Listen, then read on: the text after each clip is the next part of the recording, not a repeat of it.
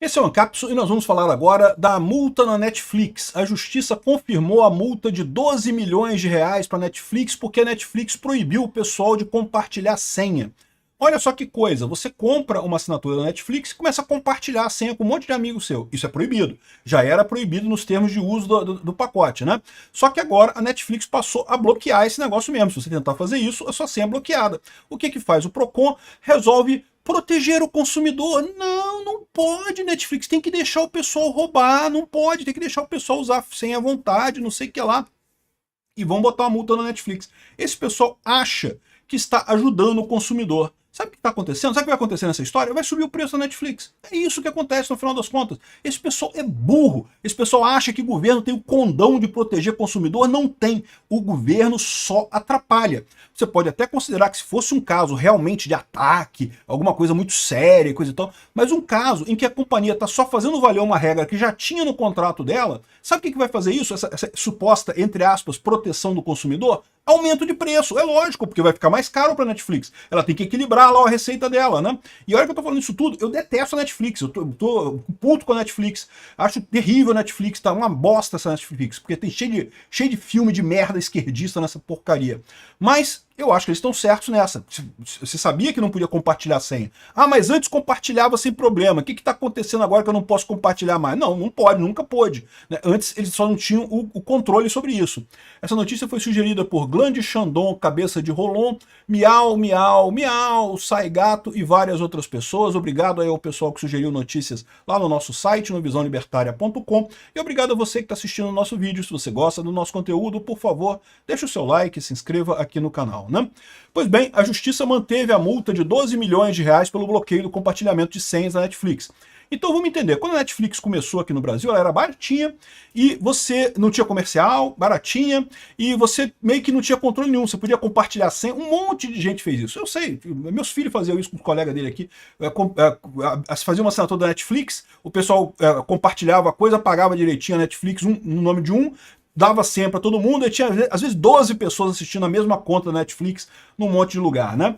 Isso sempre foi proibido, já estava nos termos do artigo lá da coisa, que era proibido esse tipo de coisa. Mas a Netflix não enforçava isso, ela não proibia explicitamente isso. E aí é isso que é o argumento que eles dizem aqui. Como ela não proibia isso antes, ela não pode proibir agora, porque ficou confuso.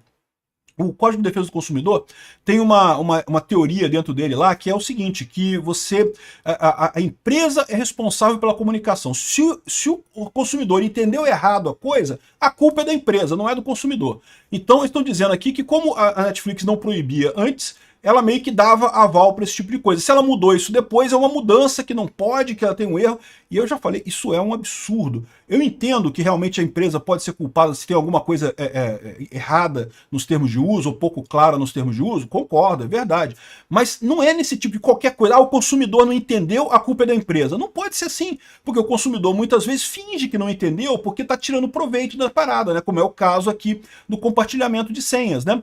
E aí o que aconteceu nessa história? O Procon, que é o grande inimigo do consumidor no Brasil, é inimigo mesmo. É igual o Ministério do Trabalho, é o grande impedidor de trabalho no Brasil, é o grande gerador de falta de trabalho no Brasil, é o grande gerador de salário baixo no Brasil.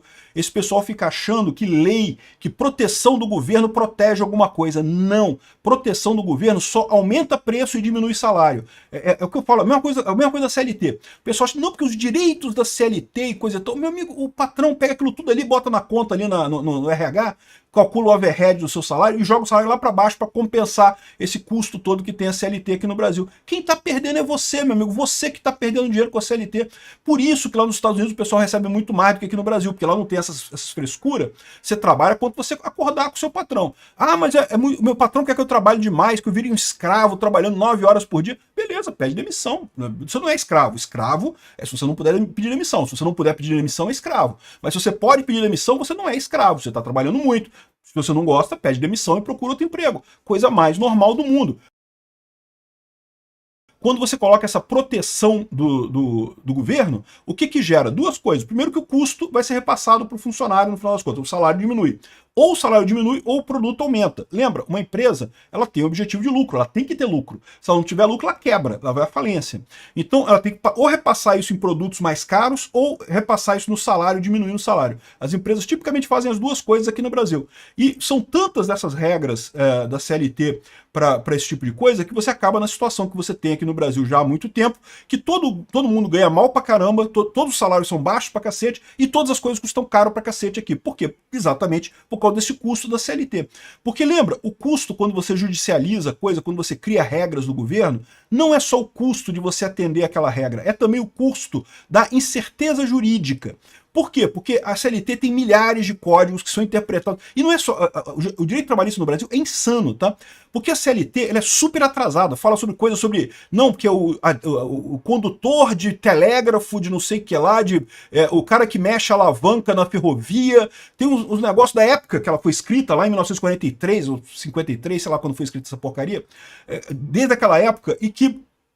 Não existe mais essas profissões hoje. Hoje os trilhos de trem são todos automatizados, não tem ninguém com telégrafo, usando telégrafo hoje em dia, mas tem essas coisas na CLT ali. E aí você tem toda uma parte da legislação que são SBDI 1, 2, não sei o que lá, e um monte de coisa além da CLT, para interpretar o que está escrito na CLT. É uma insanidade. O resultado disso é que você tem milhares de regras que é impossível a empresa atender a todas elas. Na prática, tem regra incompatível, tem regra que uma contradiz a outra. Ou seja, você começa a ter a situação que a empresa, se alguém entrar na justiça, ela vai perder. Então o que isso leva a empresa? A empresa tem que considerar isso no custo. Todas as empresas brasileiras têm o chamado passivo trabalhista, elas calculam mais ou menos quanto é que elas podem se ferrar na Justiça do Trabalho e adivinha, ou botam isso do preço do produto para cima ou diminui o salário das pessoas para baixo. Não resolve nada. Essa suposta proteção do trabalhador pela CLT não protege trabalhador nenhum, só cria custo. A mesma coisa com a defesa do consumidor. Fica os PROCON da vida, o pessoal, porque Código de Defesa do Consumidor, olha que maravilha. Código de Defesa do Consumidor é inútil. Eu vivi antes do Código de Defesa do Consumidor. A maior parte que tinha das coisas que tem no Código de Defesa do Consumidor já existia antes. Você tem produto quebrado, a pessoa trocava antes. É lógico que o comerciante tem interesse em fazer isso. Por quê? Porque no final das contas é interesse do comerciante que você volte a comprar lá. Então todo comerciante já troca produto, já trocava produto antes do Código de Defesa do Consumidor, já trocava produto quebrado. Já tinha essa prática assim. Aí você fala assim, não, mas tinha uns que não trocavam. Como continua tendo, depois que não trocam hoje em dia. O que são esses? São os golpes. Você tem gente que abre empresa, vende coisa e quando dá algum problema, você entra na justiça, até ganha na justiça, mas aí o que acontece? É um golpe, você não consegue receber, porque a empresa é pequena, quebrou, não sei o que lá. Então, ou seja, o Código de Defesa do Consumidor, mais uma vez, resolveu absolutamente zero problemas no Brasil. Tudo que tem ali já era feito pelas empresas antes do Código de Defesa do Consumidor, sem problema nenhum, até porque já tinha uma lei também antiga, mais antiga que isso, que já falava alguma coisa do que tem lá no Código de Defesa do Consumidor.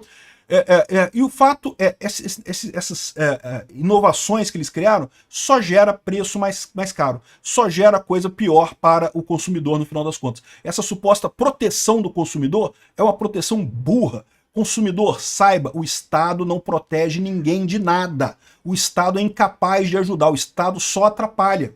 Isso daqui é um caso clássico. A Netflix perdeu 12 milhões de reais, tá vendo? Ele me protegeu de eu ter que seguir a regra lá e não compartilhar minha senha na Netflix. Olha que maravilha. Eu, sinceramente, quero que a Netflix se ferre, que quebre, cambada de esquerdista que trabalha na Netflix. Mas a verdade é que eles estão certos nessa. E sabe o que vai acontecer? Eles vão aumentar o preço da Netflix para acomodar esse preço aí. É o que vai acontecer. Infelizmente é isso. E aí vai ficar o pessoal, tá vendo? Me protegeu da Netflix, agora não tem mais condições de comprar Netflix, não tem mais problema de compartilhar a senha. Cara, é impressionante, bicho. O pessoal não percebe que esses PROCON, o pessoal começa a viver disso, entendeu? Você criou um nicho de mercado que consiste na pessoa atrapalhar as relações de consumo, né? É o que faz o CDC, é o que faz o JECS aqui no Brasil, a Justiça Especial Civil, né? Um monte de gente que trabalha, é igual a justiça trabalhista, um monte de gente que ganha vida atrapalhando a vida dos outros. É só isso mesmo, não ajuda em nada, em absolutamente nada a ninguém no grande esquema das coisas, né? Pode dizer assim, mas eu ganhei dinheiro, eu entrei no Código de Defesa do Consumidor e ganhei dinheiro, eu ganhei. Eu já ganhei, tá? Eu sou advogado, vocês sabem, houve uma época que eu era até anti-Estado, mas não era tão radical quanto eu sou hoje, e eu até também processava pessoas na justiça do consumidor, né? E hoje em dia eu mudei minha visão de coisa, não quero mais nada com justiça estatal, Mas você pode ganhar, é verdade. Mas sabe o que acontece nessa história? Você não ganha de verdade, porque, de novo, as empresas vão colocar isso na planilha e vai estar a sociedade inteira pagando isso de prejuízo. No final das contas, acaba todo mundo pagando esse prejuízo sem nenhum ganho real, sem nenhuma mudança real de comportamento, né? Obrigado por assistir o vídeo até o final. Além de curtir, compartilhar e se inscrever no canal, considere se tornar patrocinador com valores a partir de R$ 1,99. Clique no botão Seja Membro abaixo para saber as condições e vantagens de patrocinar o canal. Mais informações sobre o nosso projeto, visite nossos sites indicados na tela.